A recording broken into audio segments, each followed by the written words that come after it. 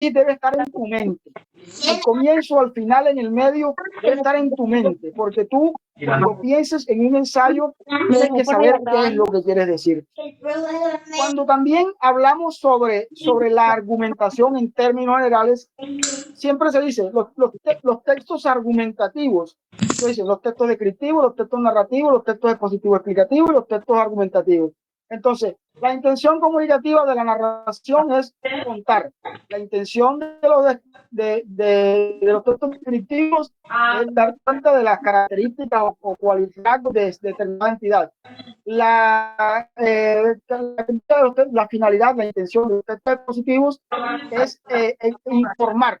Entonces, cuando llegan a la argumentación, dicen lo siguiente: la intención de los textos argumentativos es convencer o persuadir. Eso es lo que dicen todos los manuales al respecto. Y yo con eso tengo una posición muy personal, porque a mí siempre me ha parecido muy pretencioso eso de tratar de cambiar la manera en que el otro piensa.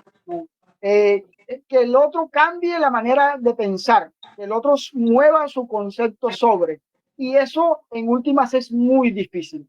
Eso en últimas es muy complejo. Yo siempre digo lo mismo: vaya y trate de sacar de su forma de pensar a una persona racista, a una persona homófoba, a una persona que es fervoroso defensor de las ideas de extrema derecha. Eso es muy complejo. Yo, cuando pienso en la intención de la argumentación, digo, la intención de la argumentación, yo no pretendo más cuando escribo un ensayo, sino presentar un punto de vista. Si el otro se convence o no, si el otro cambia la opinión o no, eso es un asunto de él. Pero en mi caso, yo me conformo con decir: miren, esto es lo que yo pienso sobre esta realidad, o esta es mi mirada, este es mi punto de vista sobre esta realidad. ¿Me quieres con eso alabar, ponderar, mentar la madre? Pues eso es un asunto tuyo. Pero yo lo que quiero decirte es que esto es lo que yo tengo sobre esta realidad. Y a partir de allí yo enseño o desarrollo también, porque es un ejercicio de enseñar y de escribir mis ejercicios de argumentación, que son muy libres, muy sueltos, muy sobre cosas que van pasando. La otra cosa que me ocurre cuando yo digo en el aula: vamos a hacer un ensayo, vamos a construir un ensayo. Entonces hay cosas como los argumentos tipo embudo, de lo general a lo particular. Y yo, cuando oigo y veo esas cosas, leo los manuales y yo digo: nadie en su sano juicio que haga ensayos, de los ensayistas berracos, tesos, se para y dice: bueno, ahora voy a hacer un párrafo en el que voy a plantear un argumento tipo embudo. No, eso a uno como académico le sirve, ¿no? Para uno pararse frente a sus estudiantes. Pero cuando le tienes que decir al estudiante: vamos a escribir un ensayo, la escritura es una cosa que pasa de la inconsciencia a la conciencia. Es una idea que se genera por allá en lo profundo de nuestra mente y se vuelve consciente. Y a partir de allí vamos elaborando ideas. Uno tiene que tener un planeador, una notica de apuntes. Y entonces hay una cosa que yo siempre digo a mis estudiantes: es lo otro, es decir, la profundidad de lo que tú vayas a decir. Los recursos que vayas a utilizar dependerán sobre todo de tu bagaje intelectual, de tu enciclopedia. Si usted es una persona que ha leído bastante, que ha consultado bastante, pues en sus ensayos se va a ver eso, ¿no? Uno puede leer un ensayo de cualquier maestro, de Alfonso Reyes, de Borges, y ve allí un despliegue enorme de erudición que uno lo envidia y uno quisiera tenerlo. Pero eso es una cosa que se consigue, que se logra a partir de la experiencia y de las lecturas. Entonces, hay muchas cosas que ocurren en nuestra mente, en nuestra conciencia, y uno puede trabajarla. Entonces decía que los estudiantes, cuando piensan uno pone la consigna, ¿no? Esto es un poco feo como profesor, que uno dice: bueno, estamos hablando de argumentación, hay que hacer un ensayo, tenemos que hacer un ensayo. Y entonces los estudiantes cuando piensan en los temas recurren a los lugares más comunes del mundo. Yo tengo una especie de planeador en mis clases y en una nota a pie de página digo, los siguientes temas están prohibidos, vetados. ¿Y por qué? Yo le digo, porque estoy hasta los cojones de leer ensayos sobre estos temas. ¿Cuáles son esos temas? Cosas como aborto, droga, matrimonio de parejas homosexuales, medio ambiente, cambios climáticos, no sé qué cosa. Y entonces me dice, ¿y entonces de qué escribo? Entonces, cuando yo digo eso, ¿de qué escribo? Entonces voy a leerles un pequeño ensayo de mi autoría para que vean que de cualquier cosa uno puede producir un ensayo. Porque se trata también de mostrar la experiencia que uno tiene con la escritura. Entonces voy a buscar por acá. Esto es un texto que tiene que ver con mi experiencia como escritor. Verán, es un de escritura muy el tipo sabe la batalla.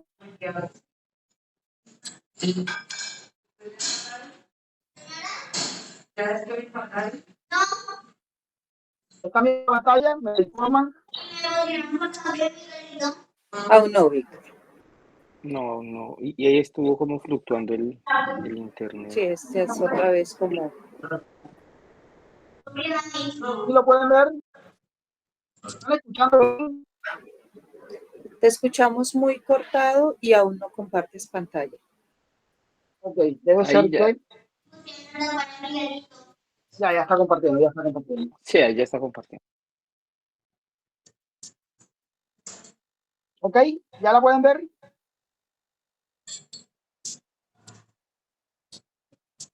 No, Víctor. No. Ahí ya dejaste de compartir. Ok, ya voy a compartir de nuevo.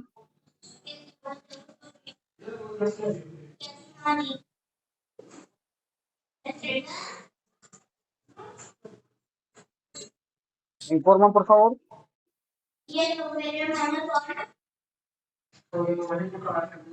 Ahora sí, Víctor. Sí.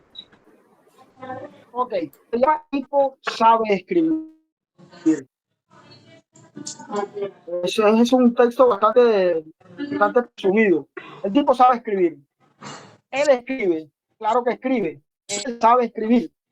El tipo conoce perfectamente el uso de la concativa, hermano, y se sabe incapaz de poner comas en el sujeto y el predicado de una oración. Sabe de los lugares comunes de la escritura. Más adelante usará, por ejemplo, una comparación manoseada, y por eso le llama al agua y amor al amor, para no hacer en frases melifluas y construcciones torpes. Es consciente de que escribe todavía a considerarse un escritor profesional, consumado, experto, mañoso, hay un trecho inconmensurable.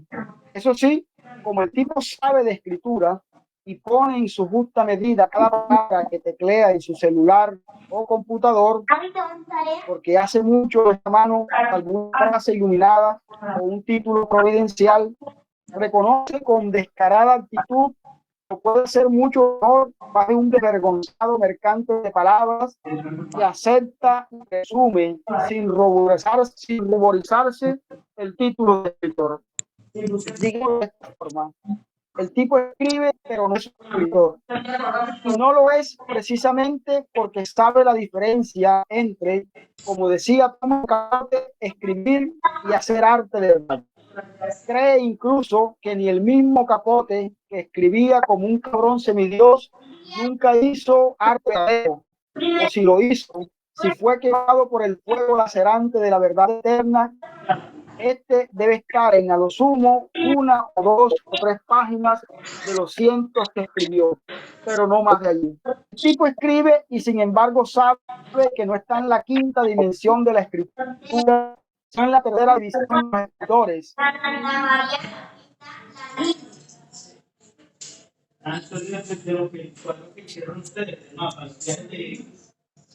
Y así comenzó Volvió a salirse Víctor.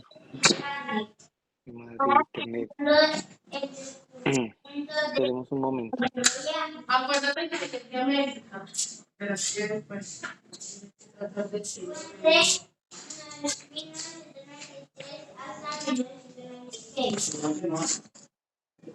descubrió las Antillas Menores, Dominica, Guadalupe y al descubrir una Jamaica.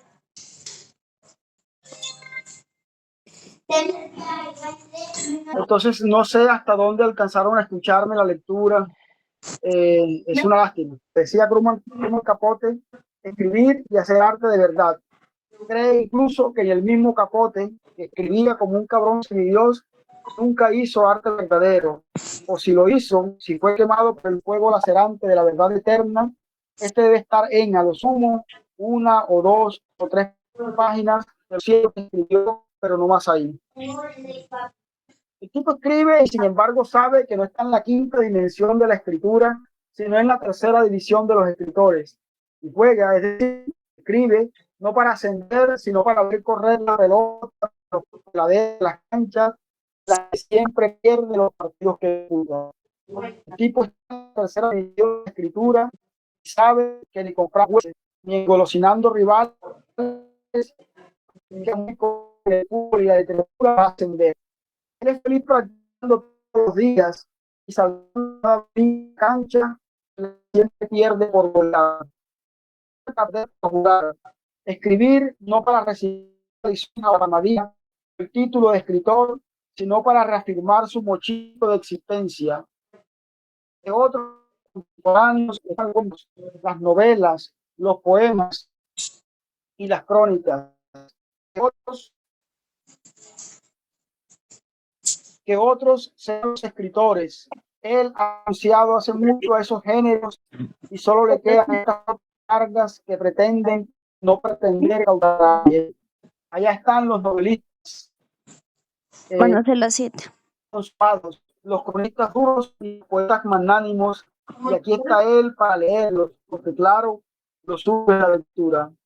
Él supo que su apuesta era la lectura desde que el médico del pueblo le dijo a su madre que arrebataba los libros porque un niño de 10 años no podía pasarse todo el día desenredando garabatos impresos en el papel. Lo ratificó muchos años después cuando decidió empezar a robar sin asomo de vergüenza libros en la biblioteca del pueblo primero y en la universidad después. Libros que leía. ¿De dónde es el que está hablando hoy?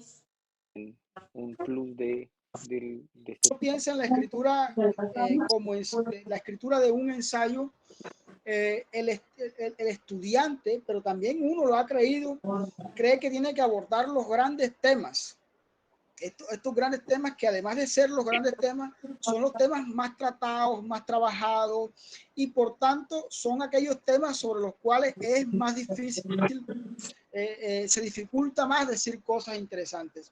Entonces, a veces es mejor uno hablar a partir, como es un ejercicio de subjetividad, porque yo planteo un punto de vista personal sobre determinada situación o cosa de la vida. Entonces, aquí lo que uno dice es, pues yo voy a rehuir de estos grandes temas y voy a hablar de una cosa muy personal. En este caso, ese ensayito que ustedes han leído allí, que han leído, que han parcialmente leído conmigo, porque se me cayó 17 millones de veces la llamada y ya me sentiría ridículo, muy personal, que está tratando un tema que para mí tiene mucha vigencia, siempre tiene mucha vigencia, que es la escritura y el ejercicio del escritor.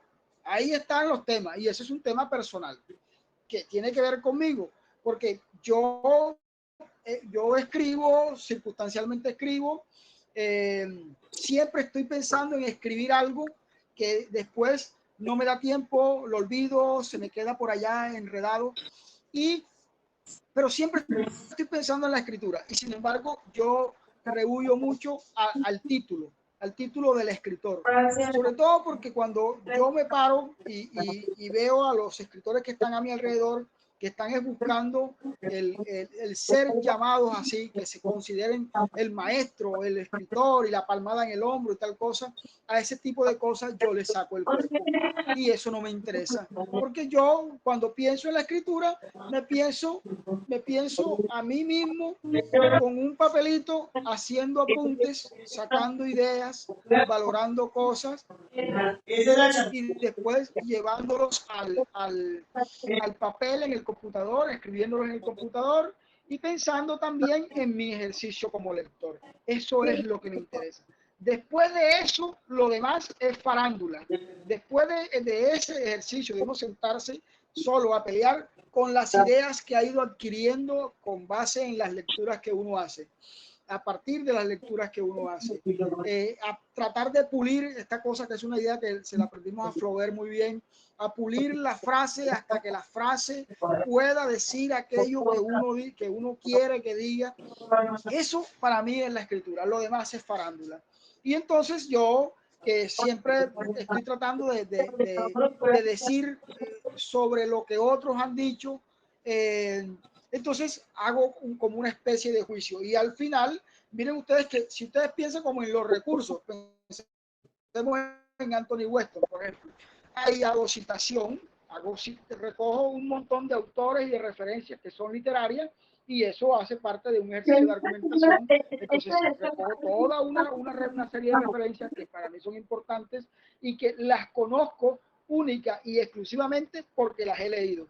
Y además, cuando tengo que decidir, me voy y me pienso mejor como un lector, como el lector, como el muchachito que leía allá a muchos años y como el tipo maduro que hoy lee su literatura y lo hace con mucha pasión.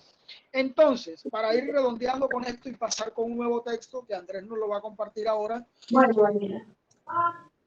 la argumentación no es un asunto de grandes temas, dicen los manuales que para eso están los tratados. En la argumentación estoy yo y lo que soy, lo que siento, lo que pienso y lo que creo. Y eso que yo soy, lo que pienso, siento y creo, lo voy puliendo, lo voy revalidando, lo voy ampliando a partir de mis lecturas. O sea, las lecturas son fundamentales.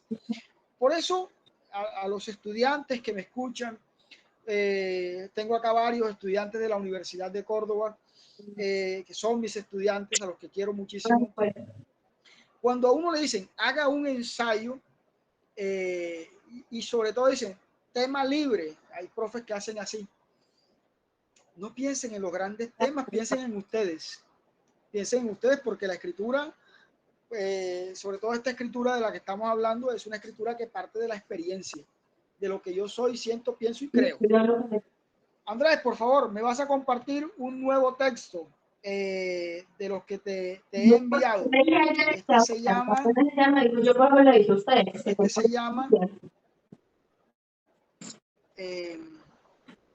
¿No son groserías o Jesús y el lenguaje?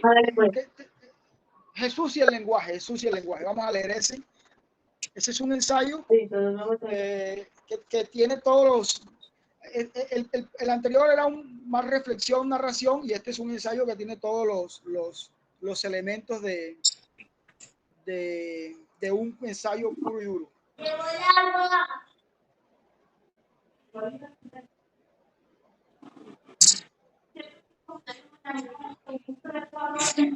Bien, disculpen.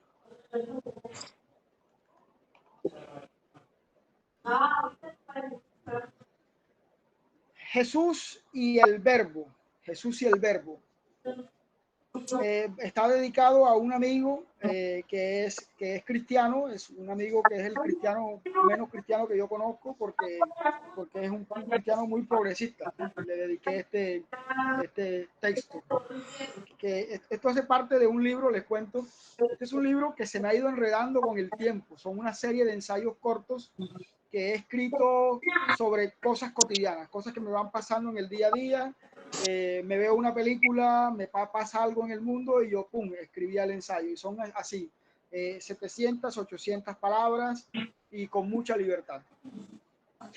Dice, el día que Jesús murió en la cruz, multitudes no lo lloraron. A lo sumo sufrieron su muerte María, su madre, la Magdalena y uno que otro apóstol. Pero no todos, eso es seguro. Varios de sus sanados quizá lo olvidaron una hora después de ocurrido el milagro. Por eso, cuando los soldados romanos lo llevaron fustigado al monte Calvario, no recordaban ya quién era aquel nazareno. Los ladrones que estaban a su lado lloraron por el miedo a la muerte o por el ardoroso dolor que provocaban los clavos sangrantes y no porque estuvieran al lado del Hijo del Hombre. La tarde en que murió Jesús no hubo mayor estruendo en el mundo, salvo en el templo de Jerusalén. Esa tarde en Roma, la metrópolis de aquel imperio ensordecedor que se hizo grande por la fuerza de la espada, alguien debió conspirar contra el César y por la noche algún patricio encoñado debió fornicar con la núbil y espléndida hija de un plebeyo. En la tierra ultra desconocida que siglos después se llamó América, el ubérrimo continente en que el verbo se impuso por la violencia de la espada, un nativo maya debió sacrificar un animal en honor a su dios primitivo. En tal caso, ni la conspiración, ni la fornicación, ni la hecatombe fueron por causa de la muerte de aquel hombre treintañero que había aceptado perecer en la cruz para darle cumplimiento a un designio divino e ineluctable. Durante los días en que Jesús anduvo por las calles de Jerusalén, el único ruido que hubo en la ciudad fue el de sus sermones y milagros. Pero entonces ni sus sermones o milagros invocaban muchedumbres más allá de las gentes que podían encontrar en Jesús, el hombre, algún beneficio privativo. Antes, digamos, cuando Jesús entró a Jerusalén, los ramos de olivos no se extendieron a lo largo de su senda, ni miles de hombres esperaban a la vera del camino, ni otros tantos lo aguardaban en las puertas de la gran ciudad. No, las dos peregrinaciones de Jesús, la entrada a Jerusalén y el camino hacia el monte Calvario, no debieron ser más que una estampa cotidiana de una ciudad que se estremecía tanto con la llegada de un gobernador como con el apedreamiento de una esposa adúltera.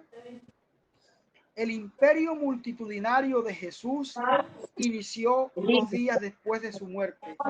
Ocurrió no con su resurrección, sino con la firme convicción de que había ocurrido. Aceptar que Jesús había resucitado implicaba aceptar que él en realidad era el Hijo de Dios. Y aceptar esto implicaba que era menester contar su vida a los otros, es decir, hacer de la carne lenguaje. El mito primero se irrigó con la voz y después con la letra. Y con la voz y la letra aparecieron los milagros multitudinarios, los sermones abarrotados de fieles y la crucifixión clamorosa. Con los años fueron apareciendo aquí y allá pergaminos, cartas y libros que contaban con magnificencia lo que para los habitantes de Jerusalén había sido pura cotidianidad. Gracias al lenguaje, Jesús, el hombre que congregaba una esmirriada muchedumbre, dejó de ser tal y se convirtió en la imagen potente que hoy interpretamos a través de los evangelios. Gracias al verbo, Jesús dejó de ser hombre y se convirtió en un imperio milenario. Y verdad es que ningún imperio se sostiene únicamente con el verbo. Para algunos, Jesucristo representa el amor inconmensurable de Dios que nos entregó en carne viva a su único Hijo. Para otros, Jesucristo representa el poder eternizador del lenguaje que crea, destruye u olvida. ¿Cuántos hombres no han acometido hazañas más fastuosas que las de Jesús? ¿Cuántos no han sido martirizados en el mundo sin que sobre ellos jamás se haya tendido el poder vivificador del lenguaje? ¿Cuántos otros no se han llamado a sí mismos hijos del hombre sin que su pueblo les escriba cánticos y alabanzas? Los imperios nacen siempre de un ejercicio de fuerza. El de Jesucristo surgió de un acto de lenguaje. Fue el verbo el que nos legó a Jesucristo y no los actos de Jesús.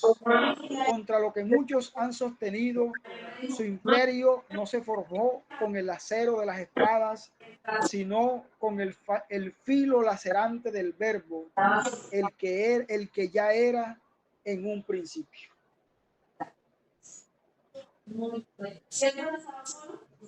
Ese ensayo, que también debe ir en un libro que algún día publicaré, ese ensayo toca un tema que está, digamos, que da hasta miedo meterse con él, ¿no? Porque hay tantas cosas que se han escrito, tantas cosas que se han dicho, tantas cosas que se han mencionado sobre Jesucristo, pero desde la religión. Y pues yo soy un hombre de palabras, de lenguaje, de libros. Mi vida toda la miro desde el lenguaje. Y cuando pienso en este texto, yo recuerdo muy bien que este texto surgió en una Semana Santa, hace ya 4 o 5 años, está inédito, nunca lo he publicado en ningún lado, porque lo he guardado para el libro. De hecho, muchos de esos textos que van a estar allí surgen de publicaciones en redes sociales, en el Facebook. Otros en periódicos que publiqué en prensa, pero este en particular nunca se ha publicado en ningún lado, siempre lo he conservado, siempre lo he guardado, así que Andrés, cuidado, me lo vas a publicar. No, mentira. pero este en particular, porque toma un asunto que digamos que todo el mundo sabe, todo el mundo conoce, y lo que hace es una reelaboración. Tomo unas escenas que son por todos conocidas: la entrada de Jesús a Jerusalén, los milagros, todo ese tipo de cosas, y uno tendría que imaginarse, eso está por allí dicho en muchos, cuántas personas no surgieron en esa época o Mesías, cuántos no fueron considerados Mesías. Y si a Jesús se le considera el Mesías, es por el lenguaje. O sea, que sí, que los milagros existieron, claro que sí.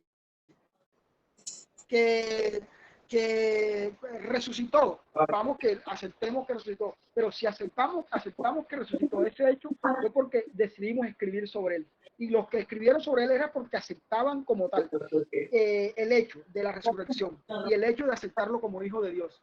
Y entonces se construyó esta ficción en el sentido que está atravesada por el lenguaje, de magnificar todos los hechos. ¿Cuántas personas no pudieron haber hecho milagros en esa época? ¿Cuántas personas no pudieron decirse hijos de Dios? ¿Cuánta gente no pudieron cantar su resurrección? Y sin embargo, sobre ellos no se fijó la palabra. Entonces, no es un texto religioso, es un texto sobre el lenguaje, que utiliza un hecho de sobra conocido por todos nosotros para intentar una elaboración. Y si uno lo piensa desde lo que se podría considerar la manera de enseñar la argumentación, pues uno sencillamente dice: aquí está, hay una tesis, está explícita, hay unos recursos, unas formas de proceder, hay causas y efectos, hay ejemplos, utilizo algunas formas textuales, utilizo narración, cuando tengo que narro, cuando tengo que poner ejemplos de fuera de la situación, los utilizo, claro que sí. Entonces estoy utilizando todos estos elementos, pero yo no estoy pensando en la escritura del ensayo como en los recursos, como ahora voy a poner un párrafo mediante ejemplo, ahora viene un silogismo. No, no, eso va surgiendo en mi escritura y parte de mi experiencia. Para que perciban un poco entonces que, bien, como profesor, a mí me corresponde aprenderme mucho de este tipo de cosas, claro que sí, y hasta las puedo enseñar en la clase, porque de alguna manera nos permiten, por ejemplo, construir, evaluar mejor los ejercicios de los estudiantes, las cosas que uno pasa fácilmente. Ustedes no ven allí la sesión en estilo APA, ni nada de ese tipo de cosas, es la total.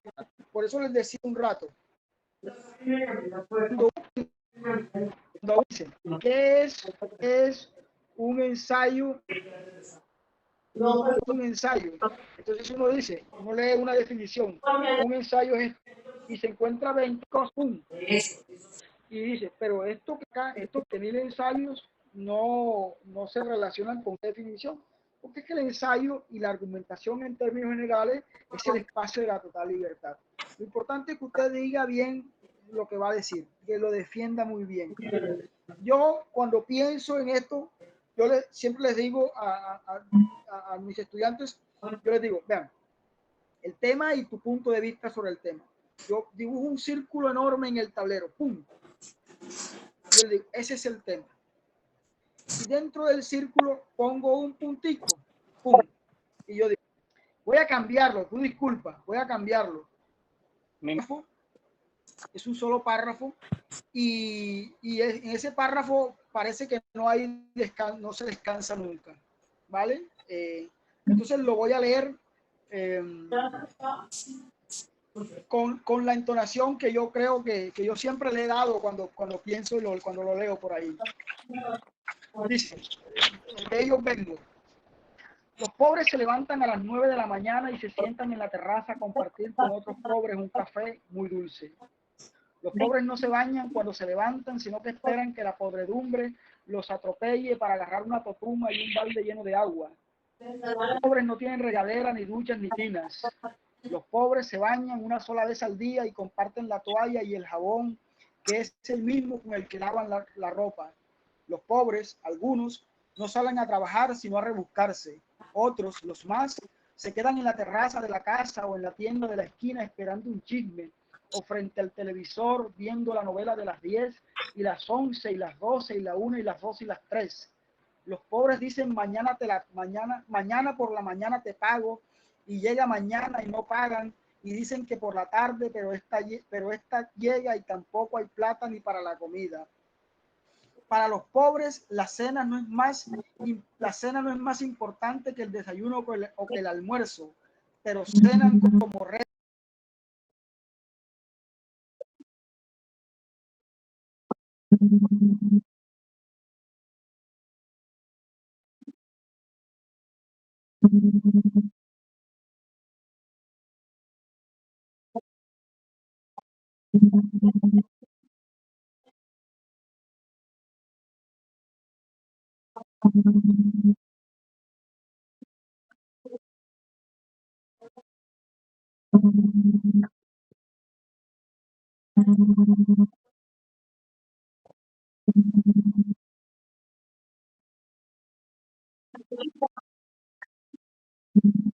Igual o mejor que el que escribió Neruda. Los pobres dicen aiga y adem y escriben sin tilde, mi mamá me mima, y sus mamás, si es que las tienen, muchas veces no los miman sino que los violentan. Los pobres no tienen padres porque sus padres se fueron a regar su simiente de pobreza a otros catres. Los pobres tienen tantos hijos como el azar y la pasión se los permite. Los pobres son apasionados porque no tienen otra cosa más interesante que ser.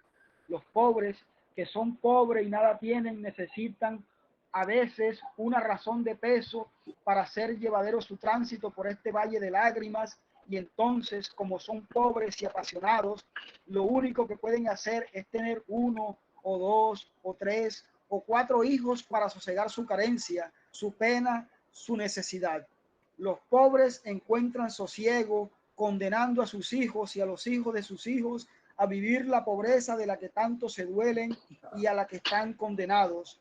Los pobres son pobres porque quieren, dicen los hijueputas que se levantan a las 10 de la mañana y tienen el desayuno ya preparado y se bañan en su baño propio y no comparten el champú ni la toalla y si deben algo lo pagan y si no pueden pagarlo te mandan a matar y dicen ay ya vemos, pero usan la plata para aparentar muy bien su estupidez y son bonitos porque el dinero siempre se la lleva bien con la belleza y sudan Chanel número 5 y cogen cuando quieren y si quieren tener un hijo no cogen, sino que alquilan un vientre y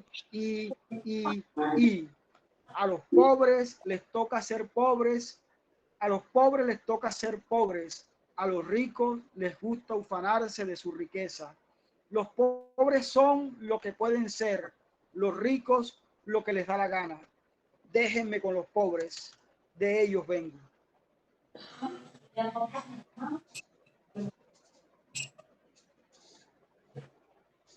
Bien, ese ejercicio que abusa de la imagen fuerte que intenté cuando lo pensé, pues yo no sé si lo logra, no sé si logra conmoverlo, pero muchas de esas imágenes son imágenes de mi casa, de mi familia, ¿no? En mi casa solo había una toalla y de mala el que se bañara, ¿no?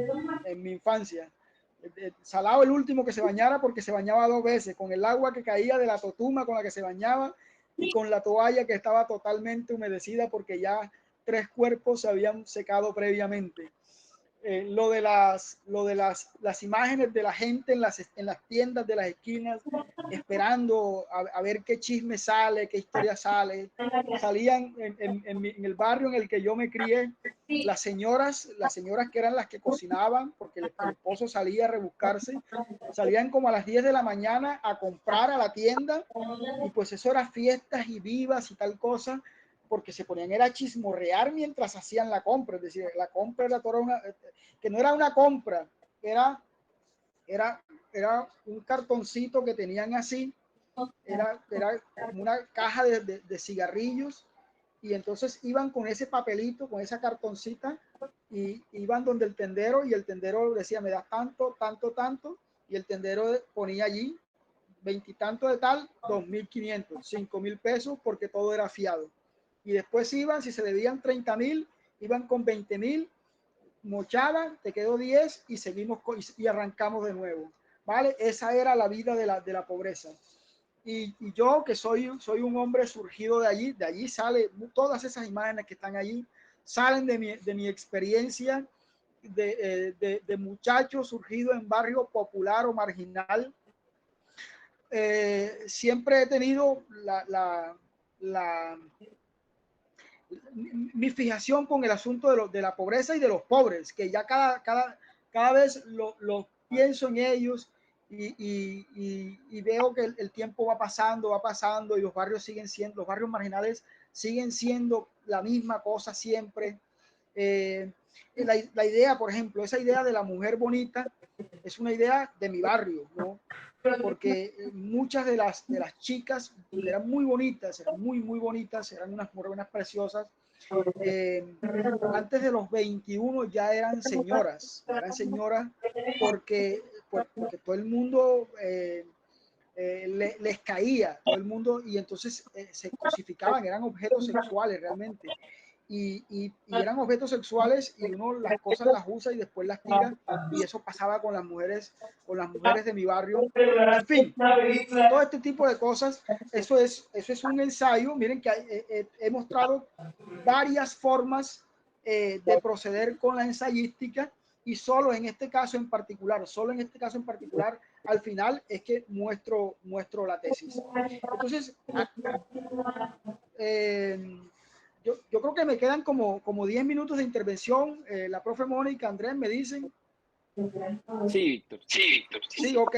Perdimos como 20 con el bendito internet. Me están bajando el pulgar. No importa.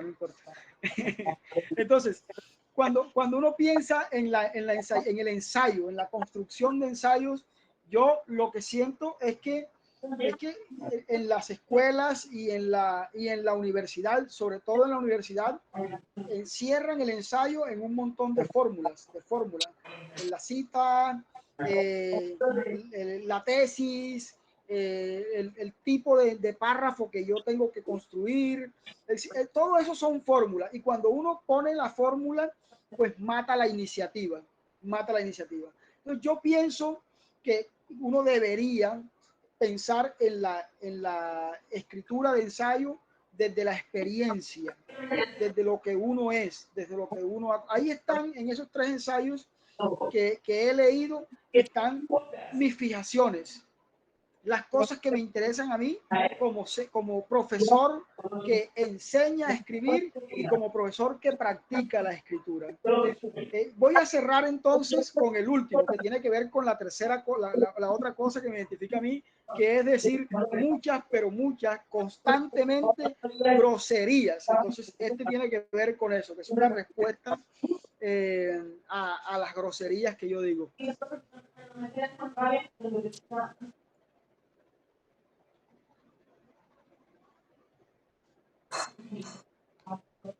Andrés, ¿me dices? Vale, ok. Hubo un tiempo en que la cultura, que es la principal creación de los hombres, puesto que nace con la historia misma de la humanidad, estaba dividida en 2, la alta y la baja cultura. Estas se manifestaron, por ejemplo, en la tragedia y el ditirambo, el latín culto y el vulgar, la comedia de Dante y los sonetos lujuriosos de Aretino, el mester de Clerecía y el de Juglaría, los sonetos y los romances. La élite cultural desdeñaba al pueblo con sus manifestaciones, sus rituales y sus prácticas, y se regodeaba en las suyas que presumían ellos del mismísimo divino Olimpo. Esta concepción, esencialmente europea, también permeó en nuestra sangre americana y como una maldición milenaria persiste todavía, aunque reducida cada vez más a pequeñas élites arribistas, resentidas, trasnochadas y melancólicas de un pasado que, por lo menos en América, jamás existió con la misma claridad que en Europa. Era obvio. El nuevo mundo fue una mezcolanza de colores, lenguas y creencias, y ante el deseo de imponer una mirada unidimensional, aparecía la resistencia de los negros, los indígenas y los mestizos. Las élites de América, aunque mucho más incultas que las de Europa, veían el porro, el tango, la ranchera, el yazo, la cumbia como manifestaciones bárbaras de campesinos analfabetas, de cuchilleros y de putas.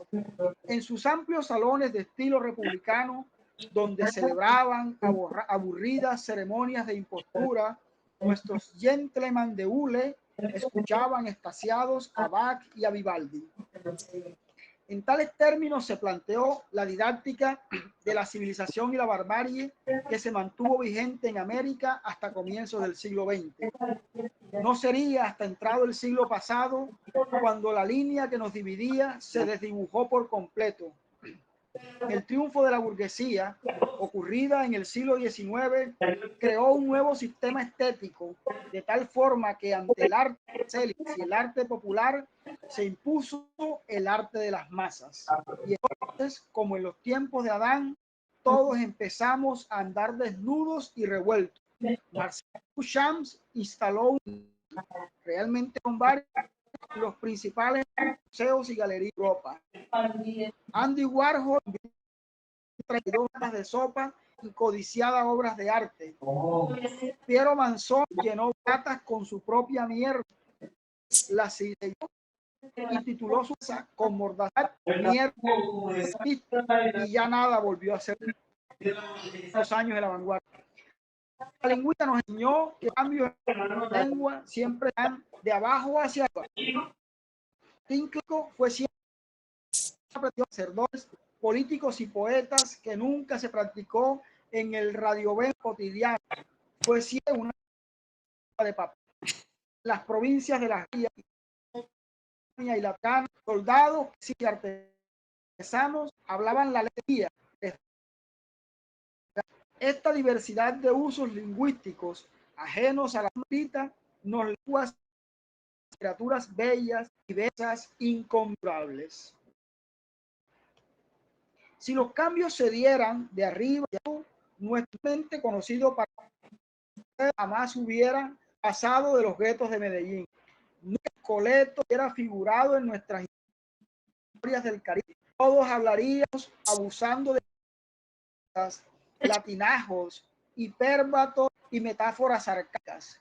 Pero en la versión monolítica y no de la lengua tenemos los usos populares con su atractiva cadencia, su latinaje y su escatología. En mi pueblo, Sagún, la memorable por tiempos es Chop, y no porque ya porque haya dicho el alcalde, el cura o un profesor, sino porque la persona a todos modos un carretero por calle vendiendo esta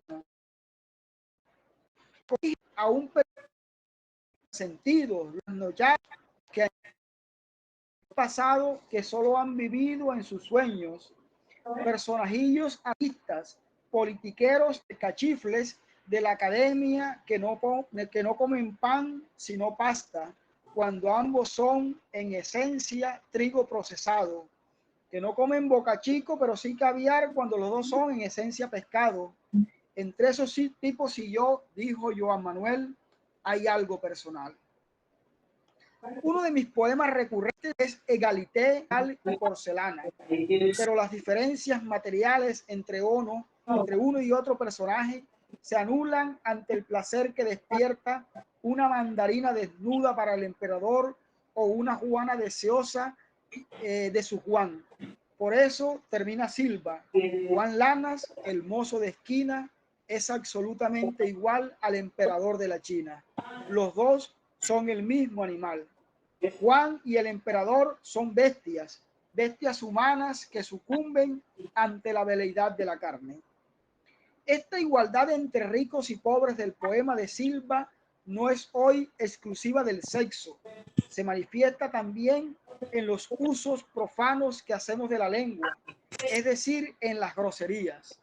El mundo material fue y será una porquería, pero una deliciosa porquería que solo es tolerable por las posibilidades que nos ofrece la lengua para nombrarlo. Los hablantes de arriba y de abajo prefieren el lado marginal de la lengua porque sus posibilidades de significación son mayores y porque nada fastidia más a los melancólicos que la iconoclastia. Por eso se impusieron el latín vulgar, el lunfardo y el parlache. Y ahí van las malas palabras, libres y alebrestadas, andando de boca en boca sin detenerse en purismos, miramientos y gazmoñerías. Ellas se imponen contra quienes insisten en decir que son malas, incorrectas, incultas. No son groserías, son palabras y son necesarias como este aire que respiro.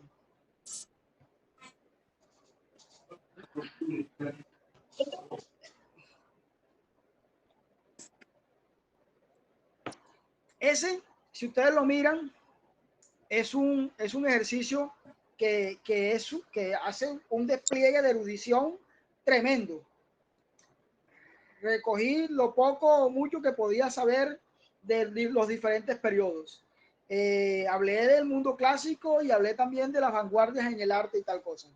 Y todo, hablé de mi pueblo, hablé de la poesía, o sea, me puse un montón de cosas allí, de recursos a dialogar, que solo fueron posibles conocerlo porque los he leído, porque he tratado con ellos, porque me he enriquecido con las lecturas.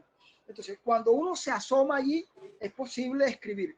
Pero si uno puede sacar todos esos recursos y escribir una cosa que no haga tanto despliegue de erudición, que eso tampoco pues es la gran cosa, porque eso lo sabe todo el mundo, pero quedarse con la idea, ¿no? Decir, las palabras no son malas, las palabras están allí y están y hay que usarlas y punto, sin recurrir a tanta erudición. Entonces, bueno, eso era lo que venía a contarles un poco desde mi experiencia como profesor que escribe, que enseña la argumentación, que le pide a sus estudiantes que escriban ensayos, pero que les da siempre la libertad cuando se habla de argumentación de decir, escribe sobre lo que tú creas, sobre lo que tú sientas. Y evita siempre los grandes temas, porque sobre los grandes temas ya se ha dicho mucho. Gracias, gracias, gracias. Vale, Víctor. Vale, Víctor. Muchas gracias. Muchas gracias. Bueno, nos muestras allí como... Ahí suena un eco. Qué raro. ¿No? Que nos estás invitando es a ensayar en la cotidianidad y que nos aburre es casi meternos en ella. Por eso ese último que dices, los grandes temas no son los cotidianos, son estos elevados, abstractos que parecen lejanos y tienen una distancia con nosotros, sino es aproximarnos casi microscópicamente a la cotidianidad. Y renunciar a esa pretensión que nos dices, que es buscar los grandes temas, y quizá buscar los grandes temas es también tener cierta pretensión de tener grandes ideas, pero resulta que en lo sencillo y en lo simple también está lo profundo. Además que no se trata de ocurrencias, con los ensayos que nos compartiste con tus textos, o sea, hay una reflexión, además los referentes. Mira que en cada texto estás llevándonos a la literatura, a la poesía, incluso al cine.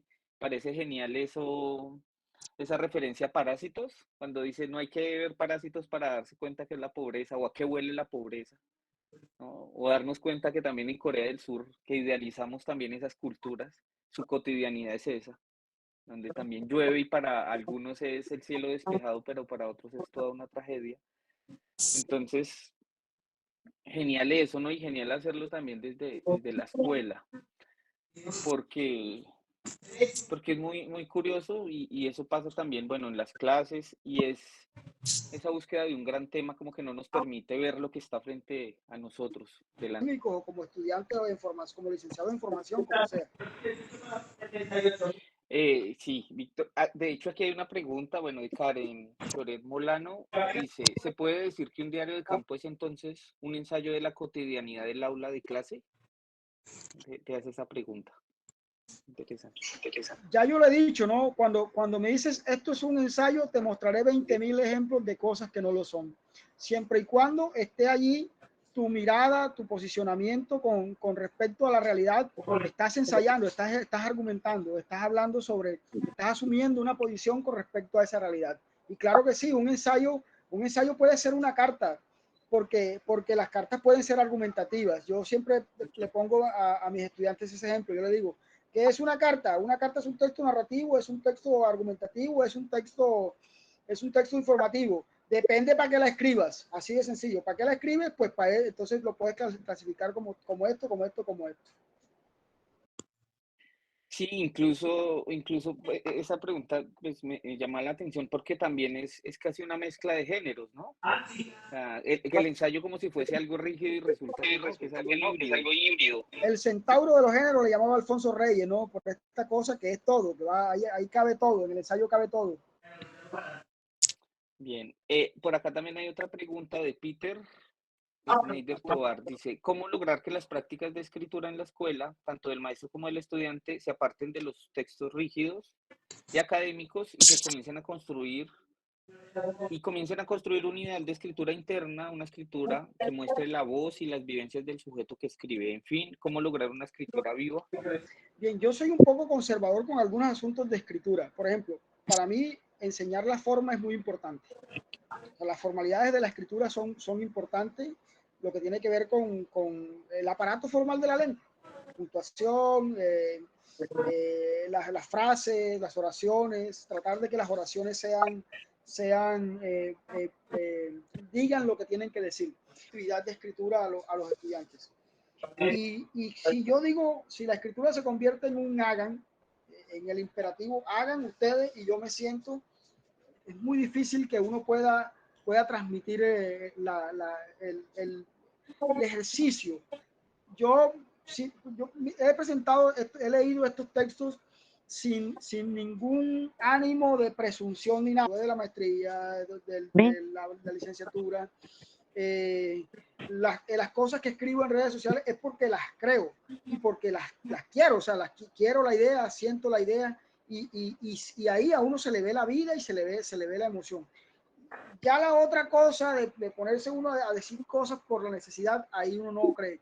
La experiencia es muy importante cuando uno quiere que la escritura salga, perdón el adjetivo común, salga bonita, sí, porque además logra uno transmitir cosas. Ahora, también hay que conocer, como dice Andrés, hay que conocer la lengua, hay que conocer el aparato formal de la lengua y hay que tener algunas reglas. Solo así uno se puede cagar en ella. La única manera de cagarse en una regla es conocerla. De hecho, yo se lo comento, yo digo, cuando usted se caga en una regla de escritura, inconscientemente usted es un estúpido. Cuando se caga en una regla con conciencia, usted es un puto genio. Así de sencillo. Entonces, cuando uno se caga en la regla con conciencia, usted Dice Un ensayo. con que usted pueda decir muy bien su verdad sobre el tema, su posición sobre el tema. Entonces, parece que están parece que están encendidos encendidos y la idea